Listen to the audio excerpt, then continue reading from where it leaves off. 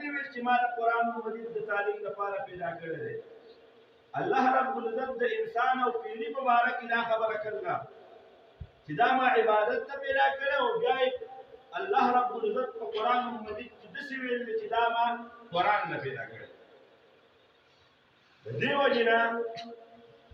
کوم انسان ښه په توجه دا خبره واورئ چې کوم انسان دی د هغه دوه سترګې دي، دوه غوږونه دي، یوه خوله ده، دوه لاسونه دي، دوه خپې دي، زړه پکې دی، دماغ یې سپی، خو لیکن هغه د الله رب العزت عبادت نه کوي. الله چې د کوم مقصد دپاره پیدا کړی دی هغه مقصد چې کوم دی نو هغه نه پوره کوي. الله رب العزت د قرآن د تعلیم لپاره پیدا کړی او دا د قرآن نه نه دی خبر.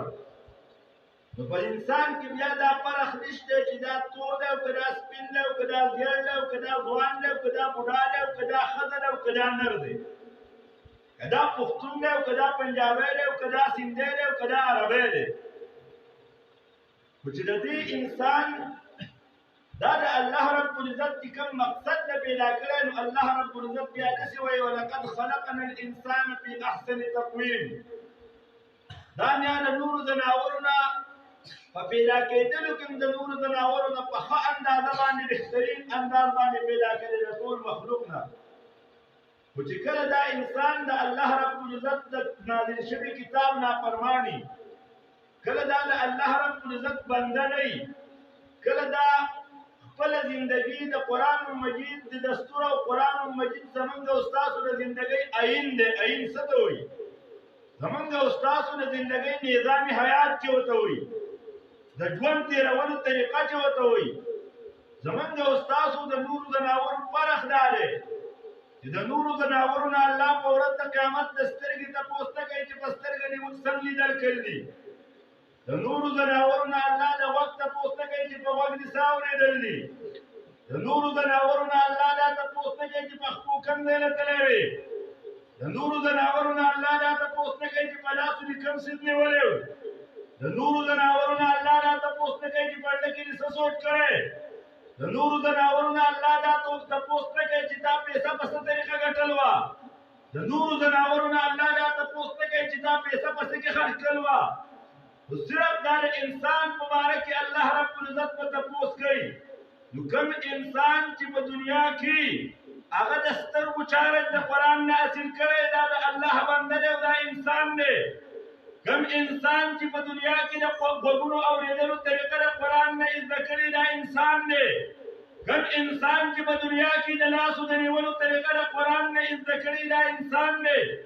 کوم انسان چې د خپلو د تللو کوم مجلس ته د قرآن نه زده کړې چې دې مجلس کې ماته قرآن اجازت کوي دا انسان دی.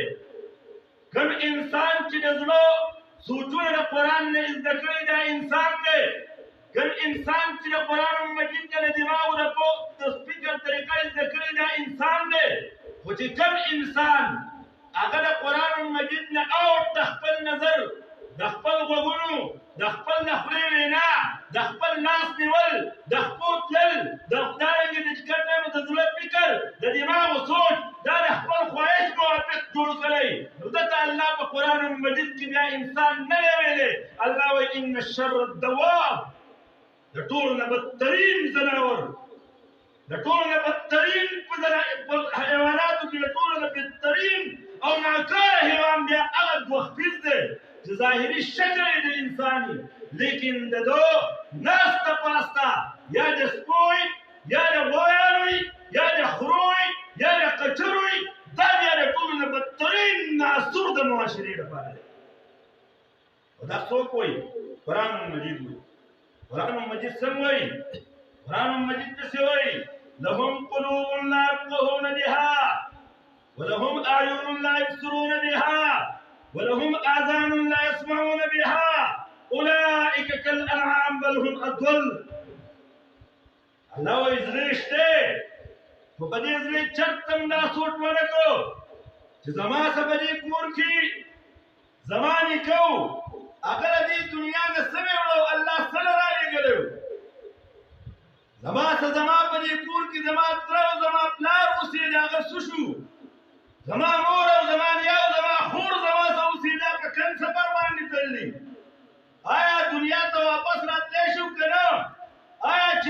نو ختم شو کنا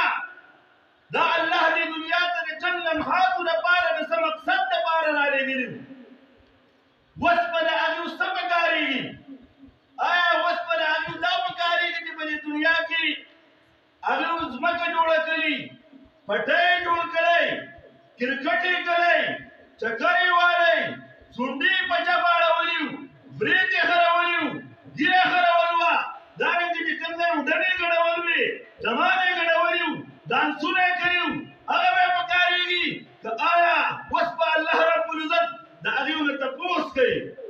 چې عن عمره فیما ابلا عمر دې په څه کې تېر کړی وعن شبابه فیما ابلا ځواني دې په څه کې ضایع کړې وه وعن ماله من اين اکتسبه مال دې په څه طریقه ګټلی و وفیما انفقه په څه کې یې خرڅ کړی او د علم موافق څومره عمل دې کړی سوچ فکر وکړئ دنیا ته موږ او تاسو الله عمل نه رالیږلي او هسې عمل له هم نه یې رالیږلی په دې جومات کې ودرېږه ټوله شپه عبادت کوه ټوله شپه عبادت کوه خو دا عبادت چې تا د قرآن د ښودلې شوې طریقې نه خلاف وکړو دا عبادت چې تا د پیغمبر د سنت نه خلاف وکړو نو هندو ستړی خدای ناراضه الله رب العزت په قرآن مجید کې بیا داسې وایي ډېر خلک په دې دنیا کې داسې عاملة ناصبة تصلى نارا حامية تسقى من عين آنية ليس لهم طعام إلا من ضريع لا يسمن ولا يغني من جوع ډېر خلک داسې عمل یې کړی د عمل نه به خپې پړسېدلي عاملة ناصبة تصلى نارا حامية خو ګرم اور ته به داخلېږي تسقى من عين آنية ګرمې خوټکېدونکي اوبه به څښي ليس لهم طعام الا من ضريع دا هغوی دپاره به داسې خوراک چې په ملای کې خړې ارزدار خوراک وي لا یسمن ولا یغني من جوع نه به سربول کوي نه به لوږه ختموي ولې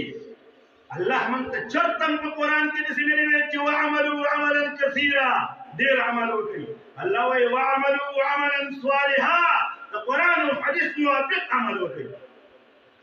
مقصد مې درته دا ووایو چې زمونږ او ستاسو د عامو حیواناتو فرق دا دی چې مونږ به په زړه باندې الله رب العزت چې دا نه راکړی نو د دې لپاره راکړی افلا یتدبرون القرآن ای خلکو تاسو به دې قرآن کې سوچ نه کوئ دا قرآن خو ما د دې لپاره نازل کړی چې ته پکې سوچ فکر وکړې او د 24 ګنټې زندګۍ د تېرولو طریقه دې زده کړې چې سوچ پرې نه کوو نو الله وایي ډېر خلک داسې زړه یې په دې زړه سوچ نه کوي غوږونه یې په دې غوږونو باندې ښې خبرې نه اوري سترګې یې خو په دې ښه الله وایي اولئک کالانعام الله ورته ځناور ویلی شکل به د انسان خو دا ځناور او الله داسې وایي بل هم اضل دا د ځناور نه یو چوړی ور سیوا دی د ځناور سره الله حساب نه کوي د داسې کوي د داسې کوي یاد ولرئ زمونږ لنډه خبره مې درته داسې وویله موږ الله عبادت نه پیدا کړي خو د عبادت طریقې به د قرآن نه زده کړو په دې معاشره کې چې موږ او تاسو ګورو او سوچ فکر کوو زمونږ او ستاسو مشران هغه چې کوم دی نو لاکډاون لګوي هغه وایي د الله رب العزت عذاب راغلی کرونا وایرس راغلی دی هغه وایي جومات بند کړئ جومات کې چې کوم دی نو لرې لرې ودرېږئ پلانکې کار وکړئ خو چېرته د حکومت د طرف نه دا اعلان ونه شو چې ای خلکو دا د الله عذاب په موږ ځکه راغلی دی چې موږ الله کوم مقصد له پیدا کړي یو هغه مقصد موږ هېر کړی دی او موږ چې کوم دی نو د هغه طاغوت او د هغه شیطان په لار روان شوي یو ځکه الله رب العزت موږ او تاسو د خپل عذاب نشانه کړي یو عذاب یې راته متوجه کړی دی ولې الله په قرآن کې داسې وایي من أعرض عن ذكري فإن له معيشة ضنكا ونحشره يوم القيامة أعمى كما خلق جلدي قرآن إعراض وكو إعراض ستوي فإيمان داري هواي دا قرآن مجيد من دلتي واوريدو دا كما على كام دا إرادة چې من دي بالله قسمي پر روان کار کې بدا حضرت یاسین مولانا نه پر جمعه کې ترجمه کو من زمون د پیدا کېدلو مقصد خدا دی دا د مازدیګرې ترجمه کوي په ځان سم سوچ کله چې څو کسان ورته ناست وو موږ څونه سبق وایو موږ د قرآن مجید سره څومره تعلق دی موږ د علماو سره څومره ناسته پاسته ده نور پیغمبران خو دنیا ته نه راځي دا علما د پیغمبرانو وارثین دي او هغوی ته په میراث کې قرآن او حدیث پرېښی دی موږ به د علماو نه د ژوند تېرولو طریقه د قرآن او حدیث په رڼا کې زده کوو زموږ د هغوی سره تعلق څومره دی آیا زموږ د عام دم ټکور والا سره تعلق ډېر دی او که د علماو سره تعلق ډېر دی آیا زموږ د ګانو بجارو سره تعلق ډېر دی او که زموږ د قرآن د ترجمې سره تعلق ډېر دی لکه عبدالله ابن عمر رضی الله تعالی عنه فرمایل د مرګ نه مخکې د ځان سره حساب وکړئ هر سړی په دې ګریوان کې سوچ وکړئ چې زه سبا نه مرم کېدای شي بېګانه د شپې مړ شم ما څومره تیاری مرګ له کړی د قرآن سره مې څومره تعلق دی ځکه چې محمد مصطفی داسې فرمایلی دي تاسو ته ما حدیث ووایو پیغمبر وایي القرآن شافع مشفع وماهر مصدق دا قرآن سفارش کوونکی کتاب دی ولې او د دې سفارش منلی شوی دی دا قرآن مجید چې د چا په باره کې د سفارش دپاره ودرېدو د دې سفارش الله نه رد کوي د دې سفارش قابل قبولي د دې قرآن په سفارش باندې به دا انسان جنت ته ځي تاسو ته به دې مولانا ویلي دا قرآن مجید د انسان څه دونه وفا کوي چې کوم انسان د سورت بقرې او د سورت ال عمران تلاوت کړی د قیامت په ورځ به انتهایی ګرمي د انوار به د نیزې په مقدار راکوز شوی دماغ به د ګرمۍ نه خوټ کېږي خو چې چا د دې سورتونو تلاوت کړی دا دوه سورتونه به د صاحبانو وریځې په شکل کې راغلی د مرغو د سیل په شکل کې به راغلي او په دې انسان به سایه کړي الله داسې وایي قرآن سفارش کوونکی کتاب دی د دې سفارش قابل قبول دی خو دا هم ولرئ وماهر مصدق دا ګوره جګړه مار کتاب هم دی کوم انسان چې په دنیا کې قرآن نه و پېژندلی قرآن له وخت نه و ورکړی په قرآن باندې چې کوم دی نو ځان نه و پوه کړی او سوچ فکر یې نه و کړی چې زه د دې لپاره الله پیدا کړی یاد ولرئ نن ګورئ قرآن کې داسې نشته انسان یې ویلی که یو سړی بوډا دی او که بوډۍ دی او قرآن یې نه ویلی د نن نه قرآن راوالی که دا ستاسو سوچ دی چې زموږ دې سفارش وکړي الف وایي یو الف لس نه کوي نه پوهېږي الف الف الف او بیا با بار بار یې ورته وه ستا لپاره ذکر دی که مړ شوې او تا محنت کوو چې زه یادوم او یاد درته نه شو په ورځ د قیامت به د قاریانو په صف کې پاسې تا نیت وکړو خو که اوس هم په دې دور کې هم پوه نه شوې چې ژوند مې لنډ او تنګ دی د الله د عذاب سره مخامخ یم د قرآن سره مې دشمني کړوه الله ته رجوع کوم هېڅ مرضونه نشته د الله رب العزت رحمتونه په موږ بیا پراخه دي یاد ولرئ هر سړي چې قرآن نه ویلی د نن نه به عهد کوئ یا په دې باندې نه خلاصېږئ چې زه بوډا یم زما ژبه کار نه کوي زه بوډۍ یم ما ته نه یادېږي دا دروغ دی قرآن الله وایي ولقد یسرنا القرآن للذکر فهل من مدکر دا قرآن ما یادولو دپاره اسان کړی دی څوک شته چې یادېږي دا ګران نه دی قرآن به وایو موږ دې له الله پیدا کړي یو دا موږ له الله مسکال یې راکړي دا ځوابونه تاسو چې په کور کې په 1 لاک او 1.5 لاک روپۍ باندې غوا والئ او باراني کوټه غوا مانستې او پۍ دې نه کوي تاسو به څه کوئ ساتئ خرچه به کوئ څه ورته وایئ خرڅوئ که نه خرڅوئ ولې خرڅوئ کوم مقصد دی چې موږ اخیستي دا پکې نشته غوسه شئ مخکې به م غویان ساتل چې غوایي به یې ونه کوله نو ایسته به ویل په جغ کې حلالوم ما او تا الله قرآن له عبادت ته پیدا کړي نو ټوله ورځ ما او تا چېرته په خټانو ناست یو او پردی پولې شمارو یا ټوله ورځ فیسبوکي کوو او ټوله ورځ چې کوم نه نو چېرته دارنګې د خپل سر دپاره ګرځو سونډی به داسې واړوم او سونډی به داسې واړوم او نن به برېت اوږده کوم او سبا به یې لنډوم ګیره به خروم او ګیره به پرېږدم او د دا ټوکې ګیمونه مې شروع کړي الله به موږ سزا نه راکوي الله رب العزت چې کوم دی نو په موږ د اولیاو میندو نه زیات مهربانه دی که نه موږ چې د قرآن څخه کوم حشر شروع کړی کېدای شي په یوه ورځ باندې الله رب العزت د دې دنیا د مخ نه ورک کړی خو موږ الله رب العزت موږ زنانه دي د قرآن هم نه دي خبر نارینه د قرآن نه دي خبر د قرآن موافق زندگی نه تیرو ځکه زمونږ او ستاسو په معاشره کې د الله رب العزت د عذاب څخه مخامخ یو الله په مؤمن عذاب نه رالیږي دا مې د خبرې بنیاد ویل چې موږ او تاسو الله په سورۃ الرحمن آیاتونو کې چې ویل الله وایي انسان ما قرآن نه پیدا کړی سره قرآن دا مې ډېر خوراکونو له ډېرې ناستې له ډېرې ګیمونو له ډېرې منډو نه دی پیدا کړی مزوریاتو له مې نه دی پیدا کړی قرآن نه مې پیدا کړی دی ځکه پیغمبر وایي وماهل مصدق قرآن چې د چا څه جګړه وکړه دې جګړه هم منلی شو ده من جعله امامه مخې ته دې قرآن کېښاو په غم کې درته راغی قرآن ماته څه وایي د غم په وخت کې به څه وایي خادي درته راغله قرآن څه وایي چې ته به شمې وړي قرآن څه وایي ته به پټاقۍ خلاصې قرآن څه وایي ته به ګډېږي قرآن څه وایي یو بل به پسخا انډو پسخا ټماټرو پسخا کېنوانو ولي قرآن تا ته څه وایي پیغمبر صحابه چې ودونه کول یو بل یې پسخا انډو ویشتی یو بل یې پسخا کېنوانو ویشتی پټاقۍ خلاصې کړې وي د هغوی د واده طریقه څه وه که ته دا وایې چې زما پیغمبر سفارش وکړي نو د هغې موافق په خپله زندګي تېرې موږ ټوکې کوو ولې که ستا نه الله په دغه وخت کې چې ته د مسلمان بېعزتي کوې جامې تشلې په انډې ولې په کینو یې ولې بېعزتي یې کوې پیغمبر ذکر کوي د مسلمان بېعزتي مسلمان ته کنځلي دا فسق دی او د مسلمان وجل دا کفر دی موږ څه کوو مسلمان خو دې ته وایي المسلم من سلم المسلمون من لسانه ويده مسلمان هغې ته وایي چې د خولې او د لاس د ضرر نه به بل مسلمان په امن کې دې ته مسلمان نه وایي موږ د قرآن نه نږدې وته که لرې یو دي څونه دې لرې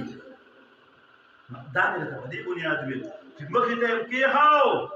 وایي من جعله امامه مخې ته دې کېښاو قاده الى الجنه جنت ته بربودي په غم کې رایادو په خالۍ کې رایادو په کور کې رایادو بازار کې رایادو عدالت کې رایادو په هغه وخت کې چې زه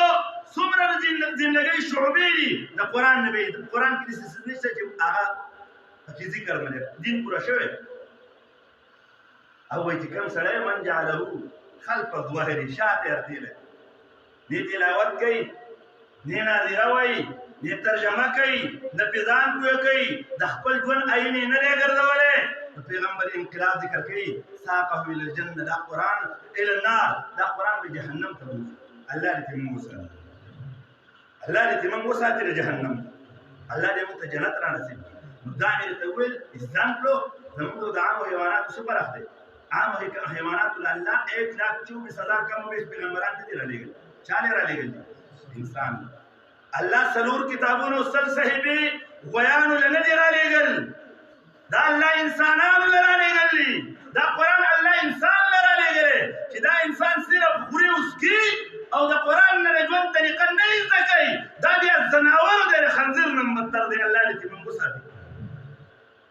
دا د حیوان او د انسان فرق دویمه خبره مې درته دا کوله چې د قرآن او د رمضان څه تعلق دی دا دومره چې د دې لپاره د میشن دا تعلق دی چې دا رمضان په دې رمضان کې الله په شپه لیلة القدر باندې چې هغه شپه چې په هغې کې د زرو میاشتو د عبادت نه عبادت کول غوره دی پیغمبر وایي په آخري لاس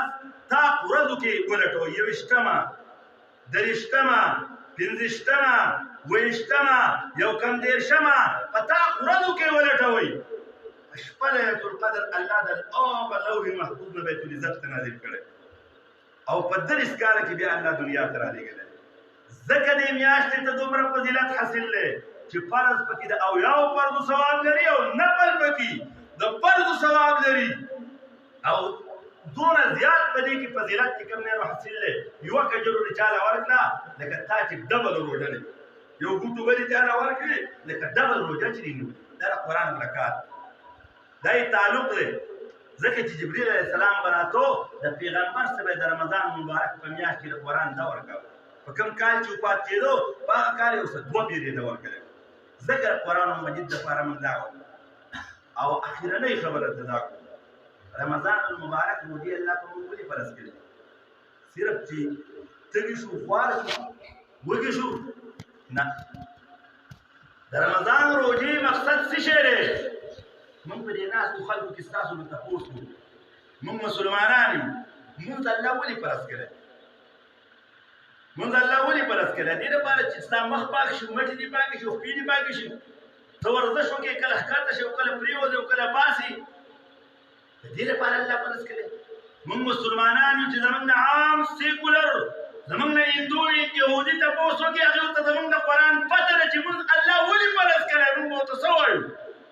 ولې فرض کړی فرض کړی دی څنګه یې فرض کړی الله بې مقصده کار کوي الله وایي د مونږ د فردیت مقصد دا دی ان الصلاة تنهى عن الفحشاء والمنکر مونږ دې ته ویلی کېږي چې ته د بېحیایۍ او د ګناه کار ونه کړې پیغمبر فرمایي چې یو سړي مونځ وکړو د هغې نه بعد مونځ دې وکړه په دې جومات کې هغه د دې ځای نه بیا روان چې راځه چې اوډیګرام نه چرس راوړو پیغمبرانو کې که پیغمبر چرس کړي معلوم دی نه ده نوم یې والی چرس یې څکلي وو په خلفای راشدینو کې کم خلیفه چرس کړي وو هلکه د اختر ورځ را روانه ده شپې ده خو راځئ مونځ هم وکړو زه ورځم لاجبوک ته چې هلته راله چې کوم نه کسبګر ږیره وخروئ کم پیغمبر ږیره خرول وه پاس لاس پورته کوي وبه کې پیغمبر صحابي پکې وو نو موږ هسې وایو چې لقد کان لکم فی رسول الله اسوة حسنه د پیغمبر چې کوم دی نو طریقه پیغمبر ماډل او نمونه ده په دې پوهېږئ دا شته من په مانځه کې وایو اهدنا الصراط المستقیم سمه لار راته وښیې صراط الذین انعمت علیهم د هغه خلکو لار راته وښیې چې تا پې انعام کړی نو کم صحابي او کم ولي او کم پیغمبر او کم شهید و هغه دروغ ویلي و هغه فلمونه کتلي و ګانې اورېدل وي هغه سګرټ کلي و هغه چرس کلي و هغه نسوال کلي و هغه شکل وه کم پیغمبر و شته پکې نو مانځه مقصد دا دی چې ته مونځ دې وکړو هغه کار به نه کوې چې هغه الله په تا حرام کړی پیغمبر دې منع کړی او که دې وکړو پیغمبر وایي د دې سړي مونځ ونه شو موږ هسې بیا ورپلو یاد ولرئ دا هم یاد ولرئ تاسو کې سرکاري ملازمین په دې ځای کې ناست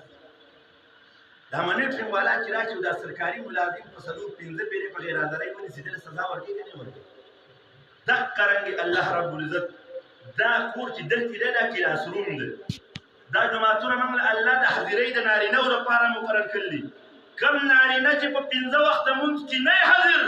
پیغمبر وایي هغه به ورته منافق وایو د الله په کتاب کې دا بیا په منافقینو کې شمارېږي چې د جمع مانځله نه راځي خاص کر غټ منافق به پکې هغه چې د ماسخوتن او سهار په مانځه کې خصوصي غیر حاضري د منافق صفت سره د شپې ناوخته ناست ټوله شپه یخ ټوله ورځ بودو یاد ولرئ په دې ځناورو کې ټوله شپه کوم ځناورېږي لیوه سپی ګیدړ د ورځې دا ګیدړ او سپی او لیوه صحیح بودی موږ لیوان تاسو کې لیوه څوک دی تاسو کې ګیدړ څوک دی تاسو کې سپی څوک دی نو چې نه ګیدړ یو نه لیوان یو نه خنزیران یو انسانان یو نو بیا د انسانانو صفت په ځان کې ولې نه پیدا کوو چې الله رب العزت ذکر کوي دا شپه مې د آرام دپاره ګرځول ده او دا ورځ مې ستاسو لپاره د څه لپاره ګرځول ده د ګټې وړ موږ ځکه د الله د عذاب څخه مستحق یو موږ دا کارونه نه داسې مې وویل